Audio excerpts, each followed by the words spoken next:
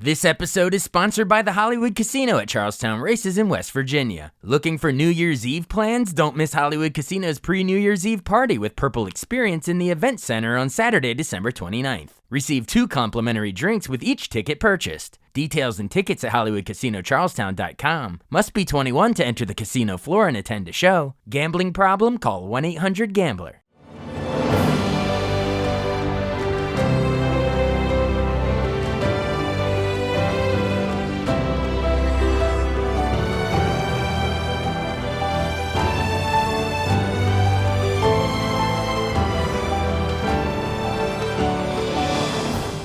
Welcome to the newest episode of Beyond the Fame with Jason Fraley. I'm your host, Jason Fraley, picking the brains of the top filmmakers, musicians, and artists of our time. Jennifer Hudson is releasing her first ever Christmas album called The Gift of Love, timed with a holiday tour in select cities. She called in to dish on her favorite tracks and memories of turning American Idol defeat into Oscar-winning Golden Dreamgirls, on her way to becoming a rare EGOT. Hello. Hey, Jennifer Hudson. Hey, thanks so much for joining us on the show today.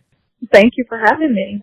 We are here talking your new Christmas album, The Gift of Love, and the holiday tour that's coming with it. I know you've done 3 studio albums prior to this, but why was this the perfect time to do your very first Christmas album? I mean, I perfectly think we could all use some love in the world right now. So why The Gift of Love now? That's exactly right. We could use love in the world today, and why not now? You know, I've been wanting to do a holiday album for quite some time, and what better time than now? So I can't wait to, share the gift of love. Absolutely. And I know you grew up singing in the church choir in Chicago, so there's got to be, several spiritual tracks on here. We got to church it up a little bit. Kicks off with Hallelujah. We get the little drummer boy on there, so we get to hear you do some rumpa-pum-pum. What else we got? Go Tell It on the Mountain. And my favorite, Oh Holy Night. Why was it important for you to include some spiritual ones on here, too? You know why? Because you said it. I was born in the church, and this album is so personal to me, musically and subject-wise, everything. And I Go Tell It on the Mountain needed to be on there because I remember growing up during the holiday season singing that very song. So that's the base, for me, is the church. And it wouldn't be the holiday album without it. And then Hallelujah, I was like, there will be no holiday album without this song. I feel like I know this song brings me so much peace. And every time I sing it, I say, and I hope it brings you that much, just as much peace, And so, and Oh Holy Night is my favorite holiday song. Oh, well, I mean, we've heard Celine do it, Josh Groban, but to hear Jennifer Hudson belt it like only you can, it's going to be incredible. Well, those are sort of the great Christmas carols we sang in church in the pew, but there's also, of course, the great, quote, secular ones or commercial ones from the radio. Got Jingle Bells, Winter Wonderland, the Christmas song, that was Nat King Cole made that one famous. And, of course, my favorite thing, you're doing your little Julie Andrews action here on that one. Do you have a favorite of those that you grew up listening to, either Nat King Cole or, Tony Bennett doing Winter Wonderland, or you know what I mean? Like, do you have one of those that you grew up listening to on the radio? Definitely the Christmas song, and that's only because that was my grandmother's favorite, so it's like pulling back from my holiday memories growing up, and she used to love that song, so I was like, I have to do the Christmas song, and Winter Wonderland it's like the holiday celebration, so that definitely had to be a part of it, and I love a few of my favorite things. That's one of my favorites. So the album is full of a lot of my holiday favorites. And then there's the original too, which I hope they will become classics one day. Oh, I'm sure the way you sing them, they're going to be classics as well. But you're right. You got to have the raindrops on roses and the whistles on kittens and the chestnuts roasting on the open fire. It's not the holidays without it. Awesome. Well, we mentioned sort of you growing up, in the church in Chicago, but obviously your big break was auditioning for season 3 of American Idol. Obviously Fantasia won and is doing great, and she's come on this same show, and wish her all the success. But I wanted to ask you and Chris Daughtry and Adam Lambert and Clay Aiken, you all showed that you don't have to, quote, win to shine and have arguably even the bigger careers. So how did you turn your disappointment into determination? You know what? It's just holding on to your passion and your goals. I remember being eliminated. I'm like, but I get to keep my voice. As long as I keep singing, I can make it. And just because you didn't win the show doesn't mean that it's over. You just have a different path.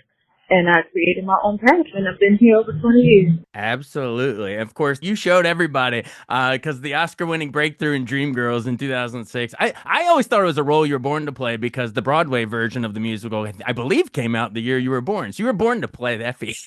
But if you had told us at the time there would be a movie with Beyonce, Jamie Foxx, Eddie Murphy, and Danny Glover, and somehow this quote at the time unknown Jennifer Hudson would be the one that would break out and win the Oscar, people would have said you're crazy. But when we saw you sing, and I'm not telling you I'm not going, you're going to love me, it was game over. Did you? Yeah, what does that role mean to you? And to get to sing those brilliant songs, I mean, that was like a star-making performance for you. You know, my goal was just to get my lines right. So to see everything that it is. And then also not to disappoint those who gave me that opportunity. And then after being on American Idol and having that second chance, I was like, I'm going to take advantage of this second opportunity.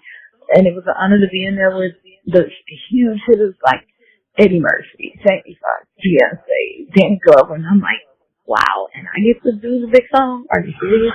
But, you know, I just have to take advantage of my opportunity. And you did, and it wasn't the only one. You're one of the rare EGOTs these days. I'll list them real fast. You got the Emmy for Baby Yaga. I guess that was like a VR animated TV thing. Grammys for your debut self-titled R&B album, and also musical theater album with the color purple. Shug Avery, I believe you were. Of course, Oscars for Dreamgirl we mentioned, and then the Tony for producing Strange Loop on Broadway. Has it sort of been your goal since the Idol days? Every role you do is to kind of show your versatility, whether it's on the stage or the screen or the radio waves. You know, like, do you always try to pick roles and projects that kind of show that EGOT versatility? Wow, you know, I guess it's what led to the EGOT, and it just happened, but I guess it's everything out of passion and love for it. And it's what led me to a whole EGOT. You know, I just always dreamt of winning the Grammy, but I ended up winning an Oscar first and then the Grammy, and then everything else to follow, you know? Yeah, well, your voice was made for the theater as well as the screen, so it's amazing. And also tell us before we run, you know, what was it like getting to play, you know, the movie Respect, taking on a role as big as Aretha? If you could do it, dare say probably only you, but what a glorious challenge that was. Ultimate dream. Ultimate dream. That was another moment that I would have never guessed or could have ever imagined. Just thinking when I started out on American Idol, it was her song that I sang for my introduction to the world. Never guessing that I would eventually play her one day, you know? It was, she requested me to play her, but it was also my dream too. And I'm a fan, like everyone else. She's a world treasure. So I understood the assignment of how big of shoes it was to fill, you know, that it's only one on Thursday. Absolutely. Well, there's only one Jennifer Hudson, so you gotta pick up the new Christmas album, everybody, The Gift of Love, and also, you know, try to catch the live holiday tour. I know you'll be performing live in Chicago on December 13th, your hometown, and then LA the 18th, and then wrapping it up in Vegas the 21st and 22nd. So yeah, tell our listeners as we go, you know, invite them out to the live show and to pick up the album. Perfect stocking stuffer, right? Yes, make sure yes, it's a perfect stocking stuffer, and it's a perfect gift for your mom. Get the vinyl for your mama, okay? And then round up the whole family to come out to all of these shows. And I'm going to do a couple of originals as well. Let's see what's on y'all Christmas wish list, and I'm going to sing those too. And I just want to have a good time. Let's create some holiday memories together with the Gift of Love holiday tour and album. You're making the set list and checking it twice. All right. Yes, right. Jennifer Santa Hudson. Aha, I like that. Thanks so much. Thank you. Thanks so much for listening to Beyond the Fame with Jason Fraley. Our theme music is Scott Buckley's Clarion. Remember to give us a 5-star rating if you like what you hear. We'll see you next time.